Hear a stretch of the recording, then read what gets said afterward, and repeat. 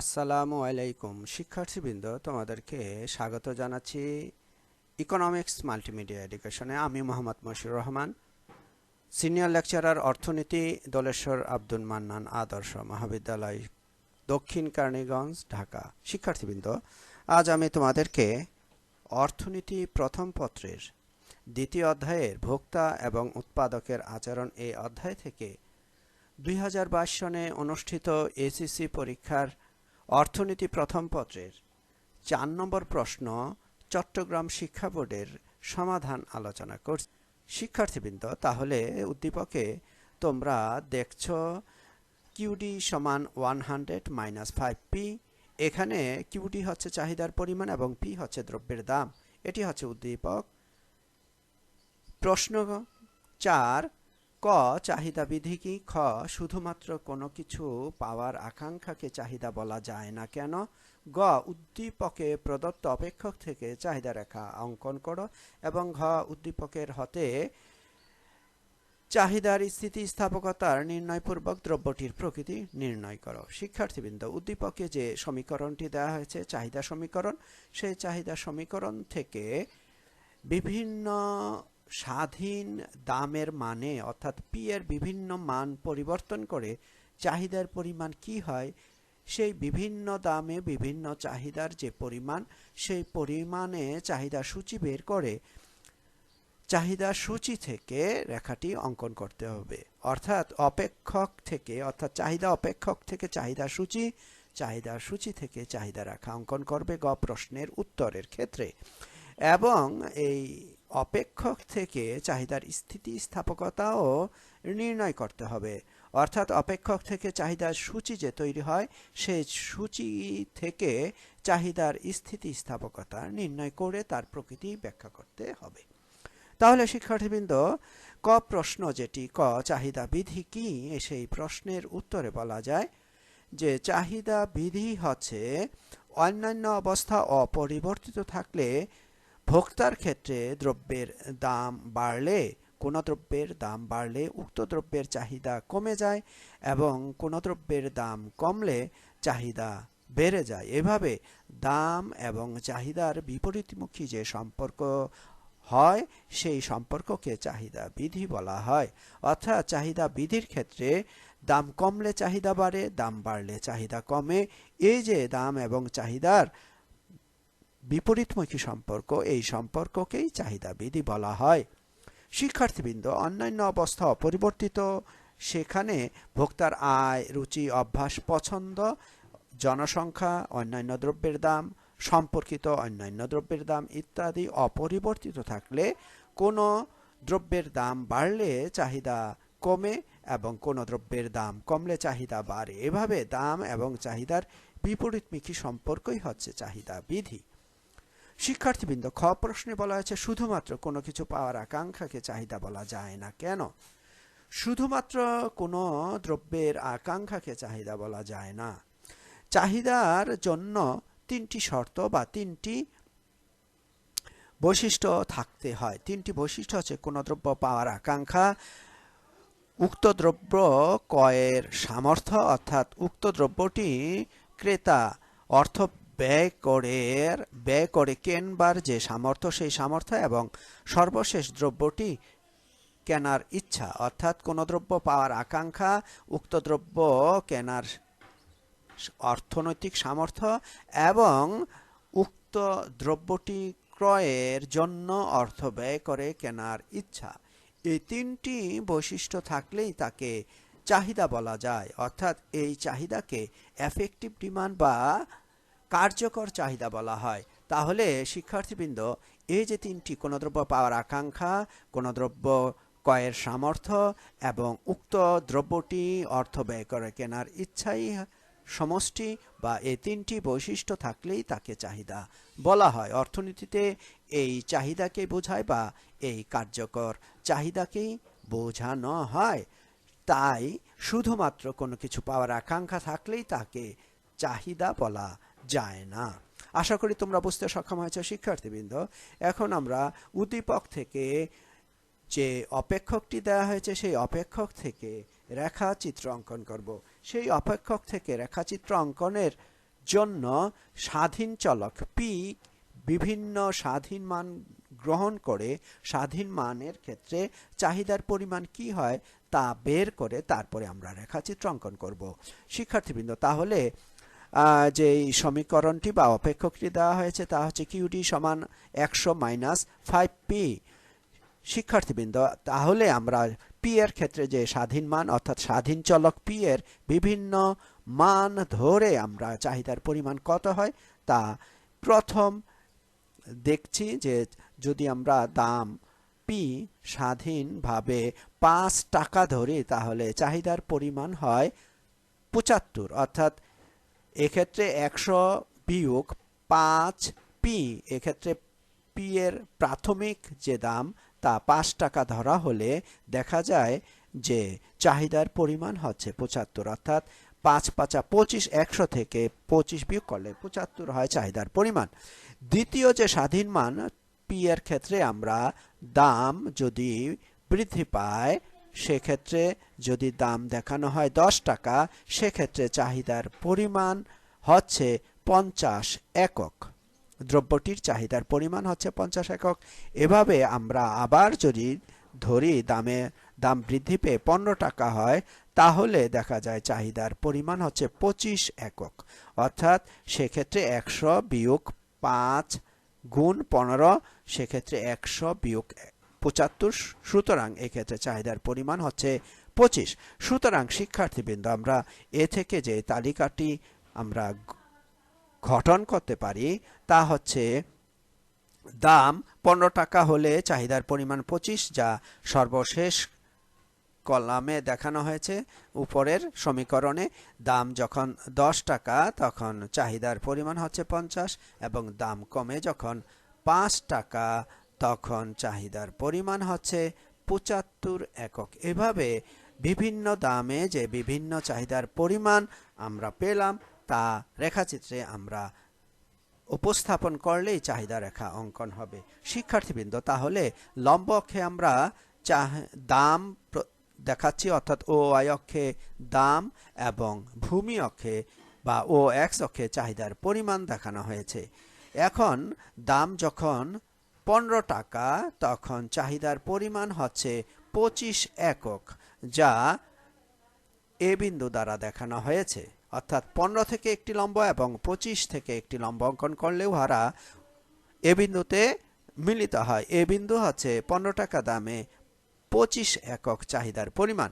দাম কমে যখন আবার 10 টাকা হয় তখন দেখা যায় চাহিদা বৃদ্ধি পেয়ে 50 একক হয়। দাম কমে যখন 10 টাকা হয় তখন চাহিদা বৃদ্ধি পেয়ে 50 একক হয়। এভাবে দামের 10 থেকে একটি লম্ব এবং ভূমি অক্ষে চাহিদার পরিমাণের ক্ষেত্রে 50 একক থেকে আরেকটি লম্ব অঙ্কন করলে উহারা পরস্পর বি বিন্দুতে মিলিত হয়। এভাবে বি বিন্দু 10 টাকা দামে 50 একক চাহিদার পরিমাণ নির্দেশ করছে। শিক্ষার্থীবৃন্দ, অনুরূপভাবে আমরা আবার দাম যখন কমে 5 টাকা হয় তখন চাহিদার পরিমাণ হচ্ছে 75 একক। এভাবে 5 থেকে একটি লম্ব এবং চাহিদার পরিমাণের 75 একক থেকে আরেকটি লম্ব অঙ্কন করলে উহারা পরস্পর সি বিন্দুতে মিলিত হয়। এভাবে এ বি সি বিন্দু যোগ করে যে রেখাটি পাওয়া যায় সেই রেখাটি হচ্ছে ডি চাহিদা রেখা এবং এটি হচ্ছে চাহিদা রেখা, যা অপেক্ষ থেকে অঙ্কন করা হয়েছে। শিক্ষার্থীবৃন্দ, আশা করি তোমরা এভাবে চাহিদা সমীকরণ থেকে দ্রব্যের দামের স্বাধীন মান গ্রহণ করে যে কোনো স্বাধীন মান বসিয়ে তোমরা চাহিদার পরিমাণ বের করতে পারবে এবং চাহিদার পরিমাণ বের হলে যে তালিকাটি তৈরি হবে সেই তালিকা থেকে তোমরা চাহিদা রেখা অঙ্কন করবে। এই চাহিদা রেখাটি হচ্ছে কিউডি সমান 100 - 5p এই সমীকরণের চাহিদা রেখা। শিক্ষার্থীবৃন্দ, আশা করি তোমরা বুঝতে সক্ষম হয়েছ। আমরা এখন পরবর্তী ঘ প্রশ্নের উত্তর আলোচনা করব। উদ্দীপক হতে চাহিদার স্থিতিস্থাপকতা নির্ণয়পূর্বক দ্রব্যটির প্রকৃতি নির্ণয় করো। শিক্ষার্থীবৃন্দ, আমরা চাহিদার স্থিতিস্থাপকতা নির্ণয়ের জন্য দুইটি বিন্দু নিব, অর্থাৎ এ এবং বি বিন্দু নিব। অর্থাৎ দাম যখন 15 টাকা তখন চাহিদার পরিমাণ 25 একক, দাম কমে যখন 10 টাকা হয় চাহিদা বৃদ্ধি পেয়ে হয় 50 একক। এভাবে আমরা দুটি মানে যে দুটি দামে চাহিদার যে পরিমাণ হয় সেই পরিমাণের উপর ভিত্তি করে আমরা চাহিদার স্থিতিস্থাপকতা নির্ণয় করব এবং দ্রব্যের প্রকৃতি আমরা নির্ণয় করব। আমরা পরবর্তী স্লাইডে বিষয়টি তোমাদেরকে বিশ্লেষণ করছি। শিক্ষার্থীবৃন্দ, তাহলে ঘ প্রশ্নে আমরা দেখলাম যে দ্রব্যের প্রাথমিক দাম যখন 15 টাকা তখন চাহিদার পরিমাণ 25 একক। আমরা গ প্রশ্নের যে উত্তর তৈরি করেছি চাহিদা সূচি, সেই চাহিদা সূচি থেকে আমরা দুটি মান নিয়েছি। 15 টাকা দামে চাহিদার পরিমাণ 25 একক এবং দাম হ্রাস পেয়ে 10 টাকা হলে চাহিদা বৃদ্ধি পেয়ে হয় 50 একক। এরূপ ক্ষেত্রে উক্ত দ্রব্যের চাহিদার স্থিতিস্থাপকতা নির্ণয় করতে হবে।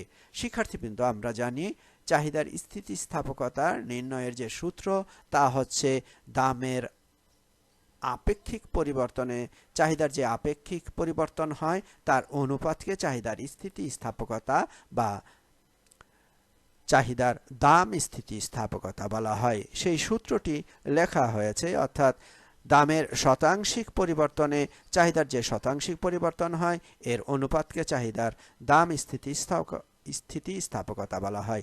সেক্ষেত্রে যে সূত্রটি তা হচ্ছে কি DQ হচ্ছে চাহিদার পরিবর্তনের পরিমাণ ভাগ কিউ ভাগ দামের পরিবর্তনের পরিমাণ ভাগ দাম, মূল দাম। এভাবে আমরা চাহিদার স্থিতিস্থাপকতার যে সূত্রটি তা হচ্ছে সর্বশেষ DQ ডিভাইডেড বাই DP গুণ মূল দাম ডিভাইডেড বাই মূল চাহিদা। শিক্ষার্থীবৃন্দ, এভাবে এই সূত্রটি লিখে আমরা চাহিদার স্থিতিস্থাপকতা পরিমাপ করছি। শিক্ষার্থীবৃন্দ, এখানে চাহিদার পরিবর্তনের পরিমাণ যে আমরা তালিকা থেকে যে দুটি মানের উপর ভিত্তি করে যে চাহিদার পরিমাণ আমরা নির্ণয় করেছি, 15 টাকা দামে চাহিদার পরিমাণ হচ্ছে 25 একক, 10 টাকা দামে চাহিদার পরিমাণ হচ্ছে 50 একক। এভাবে চাহিদার পরিবর্তনের পরিমাণ হচ্ছে QD বা DQ সমান কত, 50 - 25 সমান 25, অর্থাৎ চাহিদার পরিবর্তনের পরিমাণ হচ্ছে 25।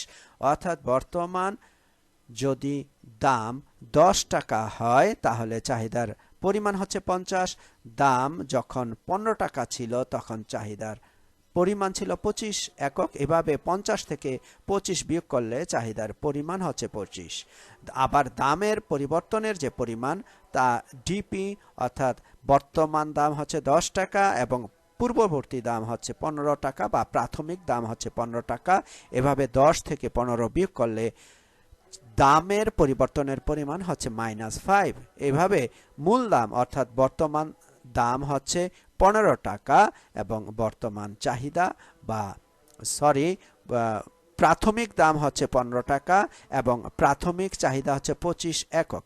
মূল দাম হচ্ছে 15 টাকা এবং মূল চাহিদা হচ্ছে 25 একক, অর্থাৎ 15 টাকা দামে চাহিদার পরিমাণ মূল চাহিদা ছিল 25 একক। তাহলে শিক্ষার্থীবৃন্দ, আমরা আমাদের সূত্রের যে চাহিদার পরিবর্তনের পরিমাণ, দামের পরিবর্তনের পরিমাণ এবং মূল দাম মূল চাহিদা মান আমরা পেয়েছি। এই মানগুলো সূত্রে বসিয়ে আমরা চাহিদার স্থিতিস্থাপকতা সহজেই নির্ণয় করতে পারবো। শিক্ষার্থীবৃন্দ, তাহলে আমাদের এই যে সূত্রটি DQ সমান ইলাস্টিসিটি ডিমান্ড বা চাহিদার স্থিতিস্থাপকতা সমান DQ divided by DP into P divided by Q। এভাবে আমরা মান বসাচ্ছি, অর্থাৎ চাহিদার পরিবর্তনের পরিমাণ উপরে DQ হচ্ছে 50 - 25 এবং দামের পরিবর্তনের পরিমাণ হচ্ছে 10 - 15, অর্থাৎ বর্তমান দাম 10 এবং বর্তমান চাহিদা হচ্ছে 50। এভাবে 50 থেকে 25 বিয়োগ করলে এবং 10 থেকে 15 বিয়োগ করলে এবং গুণ 15 মূল দাম বা প্রাথমিক যে দাম ছিল 15 টাকা 15 এবং প্রাথমিক চাহিদা ছিল 15 টাকা দামে, চাহিদার পরিমাণ ছিল 25 বসিয়েছি। এভাবে আমরা 50 মাইনাস 25 সমান 25 এবং 10 মাইনাস 15 মাইনাস 5 ইন্টু 15 অর্থাৎ মূল দাম 15 এবং মূল চাহিদা 25 অর্থাৎ 15 ডিভাইডেড বাই 25 সমান এক্ষেত্রে আমাদের চাহিদার স্থিতিস্থাপকতার মান বের হয়েছে -3। বিয়োগ চিহ্ন অবজ্ঞা করে এক্ষেত্রে চাহিদার দাম স্থিতিস্থাপকতা নির্ণয় হয়েছে একক থেকে বেশি অর্থাৎ 3 একক থেকে বেশি, অর্থাৎ এটি স্থিতিস্থাপক চাহিদা। শিক্ষার্থীবৃন্দ, তাহলে আমরা ঘ প্রশ্নের উত্তরে দেখলাম উদ্দীপক থেকে উল্লিখিত দ্রব্যটির চাহিদার স্থিতিস্থাপকতা একক থেকে বেশি, অর্থাৎ দ্রব্যটি একটি স্থিতিস্থাপক দ্রব্য বা বিলাসজাত দ্রব্য। অর্থাৎ বিলাসজাত দ্রব্যের ক্ষেত্রে দামের সামান্য পরিবর্তনে চাহিদার ব্যাপক পরিবর্তন হয়। শিক্ষার্থীবৃন্দ, আমরা তাই লক্ষ্য করেছি। দাম প্রাথমিকভাবে যখন 15 টাকা ছিল, চাহিদার পরিমাণ 25, দাম কমে 10 টাকা হওয়ায় চাহিদা দ্বিগুণ বৃদ্ধি পেয়ে 50 একক হয়েছে। অর্থাৎ দাম যে হারে পরিবর্তিত হয়েছে, চাহিদা তার চেয়ে ব্যাপক হারে পরিবর্তন হয়েছে। অর্থাৎ সেক্ষেত্রে চাহিদার স্থিতিস্থাপকতা নির্ণীত হয়েছে 3, যা একক থেকে অধিক অর্থাৎ স্থিতিস্থাপক চাহিদা। ফলে এই দ্রব্যটি একটি বিলাসজাত দ্রব্য। আশা করি তোমাদের উত্তর তোমরা সুন্দরভাবে তৈরি করতে পারবে। তোমাদেরকে অসংখ্য